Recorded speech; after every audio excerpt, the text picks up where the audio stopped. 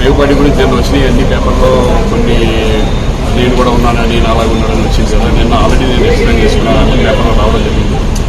కానీ మీరు కూడా ఇటువంటి ఇన్సిడెంట్లు రాయడం ఎందుకంటే మంచిది, ఎందుకంటే పబ్లిక్ అవేర్నెస్ సొసైటీ బాగుపోవడం నుంచి మీరు ఇటువంటివన్నీ హైలైట్ చేసి వస్తే ఉన్న యూత్ డెఫినెట్గా దాన్ని చూసి నేర్చుకుంటారు. సో ఒకటి ఏంటంటే నేను మీ ద్వారా నేను అనేది ఏంటంటే ఫేక్ న్యూస్ని మాత్రం ఒక పర్సన్ మీద రాయొద్దు అనేది నేను రిక్వెస్ట్ చేస్తున్నాను. తెలుసుకొని నిజంగా ఉందంటే ఏదో రాయండి, లేదంటే లేదంటే కనుక కానీ ఎలా వెళ్ళాలి, ఒకవేళ నిజంగా ఇంకా చేసినా ఇంకా రాస్తున్నారు అనుకోండి అది ఛాలెంజ్ తో కోర్టు కానీ లేకపోతే నేను కేసు ఫైల్ చేయడం చూద్దాం.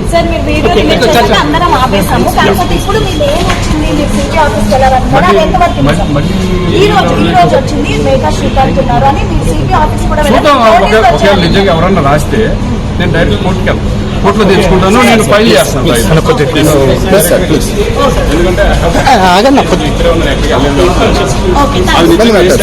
ఏంటని తెలుసు ఎందుకు నోటీస్ వస్తుంది నాకు. ఒకవేళ అటువంటిది వాళ్ళు కనుక ఫేక్ కనుక చేయగలిగితే నేను పోలీస్ స్టేషన్ కూడా కంప్లైంట్ ఇవ్వడానికి రెడీ.